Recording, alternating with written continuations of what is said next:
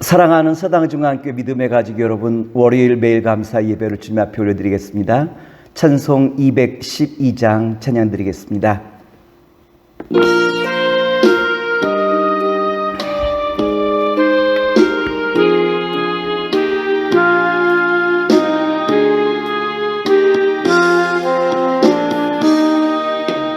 겸손히 주를 섬길 때 괴로운 일이 많으나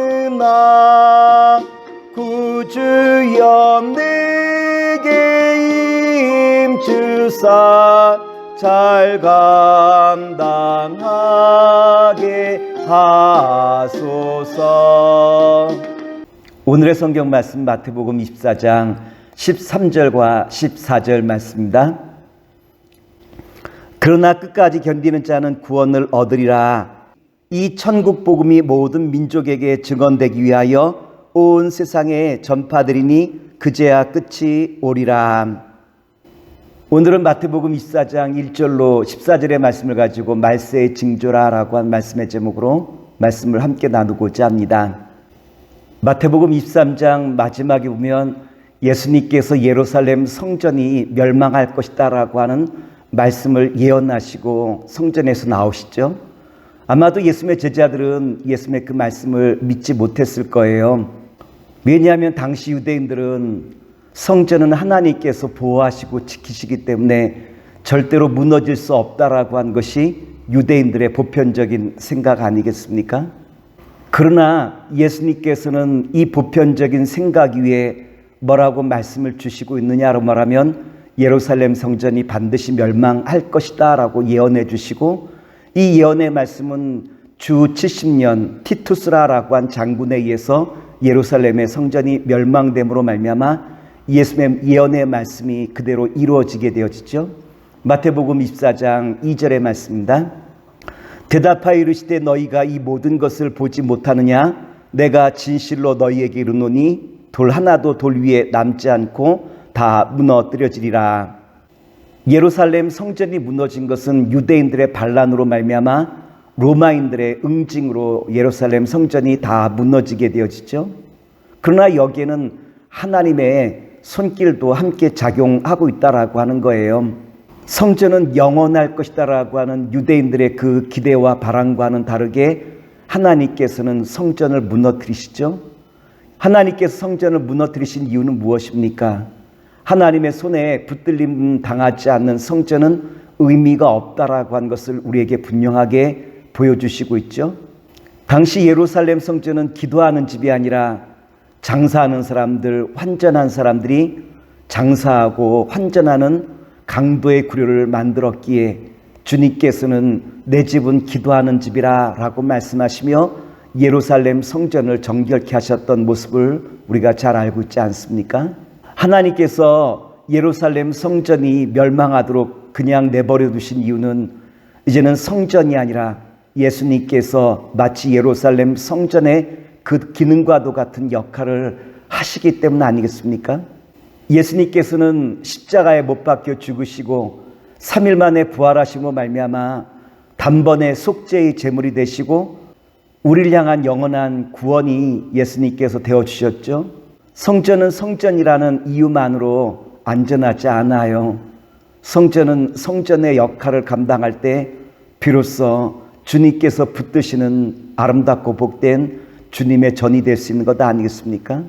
하나님은 솔로몬이 성전을 완성하였을 때 하나님 말씀에 순종하지 않는 제단은 아무 의미 없다라고 우리에게 분명하게 선언해 주시고 있어요. 열왕기상 6장 12절과 13절 말씀입니다. 내가 지금 이 성전을 건축하니 내가 만일 내 법도를 따르며 내 율례를 행하며 내 모든 계명을 지켜 그대로 행하면 내가 내 아버지 다윗에게 한 말을 내게 확실히 이룰 것이요 내가 또한 이스라엘 자손 가운데 거하며 내 백성 이스라엘을 버리지 아니하리라 하셨더라. 예수님께서는 감람산에서 제자들과 함께 앉아 예루살렘 멸망과 그리고 또한 종말에 대해서 말씀을 주시죠. 이때 제자들은 시기와 징조에 대해서 예수님에게 질문해요. 예수님께서는 자세한 말씀을 하지 아니하시고 그 종말의 징조에 대해서 우리에게 말씀하시며 권면의 말씀을 주시고 있죠. 오늘 마태복음 24장의 말씀 보면 세 가지로 우리가 말씀을 살펴볼 수 있어요. 첫 번째는 주의하라라고 하는 거예요. 많은 거짓 선지자들과 거짓 그리스도들이 나타나 사람들을 미혹하고 유혹하는 일들이 있을 것이다라고 우리에게 말씀 주시죠. 마태복음 24장 4절의 말씀입니다. 예수께서 대답하여 이르시되 너희가 사람의 미혹을 받지 않도록 주의하라. 예수님께서는 말세 때 우리로 하여금 주의하라라고 말씀을 주시고 있죠. 둘째, 예수님께서는 우리에게 두려워하지 말라라고 말씀을 주시고 있죠. 민족과 나라 사이에 전쟁이 일어나고 기근과 지진이 온 땅에 충만하지만 아직 재난의 그 끝이 아니기에 우리는 두려워하지 말고 때를 준비하라라고 주님께서 우리에게 말씀 주시고 있어요. 특별히 요한계시록 6장을 보면 마태복음 24장과 함께 말세의 그 징조에 대해서 설명하시는 말씀이 기록되어 있는데 요한복음 6장 2절에 보면 흰 말이 등장해요. 흰 말은 결국 오늘 사람의 미혹이라고 4절에서 말씀해 주고 있죠. 그리고 요한계시록 6장 4절에 보면 어린 양 예수님께서 둘째 인을 떼실 때 붉은 말이 등장하죠. 이 붉은 말의 정체는 오늘 성경에 보면 6절과 7절의 전쟁이라고 우리에게 말씀해 주고 있죠. 그리고 요한계시록 6장 8절에 보면 검은색 말이 등장하는데 마태복음 24장 7절 하반부에 보면 지진과 기근이라고 우리에게 가르쳐 주시고 있어요. 그리고 이런 일들이 종말의 징조가 된다라고 우리에게 말씀을 주시고 있죠. 그리고 이런 상황 속에서 예수님께서 우리에게 주시는 교훈의 말씀이 있다면 끝까지 견디라라고 우리에게 말씀을 주시고 있죠. 세상에 많은 거짓 선지자들이 일어나 사람들을 미혹하고 불법이 만연해지고 사랑이 식어지는 일들이 비일비재하게 많이 일어날 것이다라고 하는 거예요. 이와 같은 상황 속에서 믿음의 사람들에게 요구되어지는 것이 있다면 무엇일까요? 선은 반드시 악을 이긴다. 주님의 나라와 영광은 반드시 이루어진다라고 하는 이 믿음을 갖고 인내하는 것, 끝까지 견디는 것, 사랑으로 모든 것을 이겨나가는 바로 이것이 주님께서 우리에게 말씀하시는 끝까지 견디는 자는 승리하신다라고 하는, 끝까지 인내하라라고 하는 바로 이 말씀을 우리에게 주시고 있는 것 아니겠습니까? 마태복음 24장 13절 말씀입니다. 그러나 끝까지 견디는 자는 구원을 얻으리라. 예수님께서는 이와 같이 고난의 때 우리에게 끝까지 견디라라고 말씀하시고 또 한 가지 당부하시는 말씀이 있는데 전도의 자리에 서라라고 우리에게 말씀을 주시고 있죠. 마태복음 24장 14절의 말씀입니다. 이 천국 복음이 모든 민족에게 증언되기 위하여 온 세상에 전파되리니 그제야 끝이 오리라. 예수님께서 제자들에게 성전이 반드시 무너질 것이다 라고 하는 말씀을 주셨을 때 제자들이 그 마음속에 충격은 아마 많았을 것이다 라고 생각 들어가요. 그런데 따지고 보면 이와 같은 일들이 오늘 우리 시대도 동일하게 이루어지고 있는 것 아니겠습니까? 교회들은 쇠퇴하고 영적 권위는 점점 무너지고 그리고 교회는 점점 추락하고 있는 것이 오늘 우리의 현실이죠.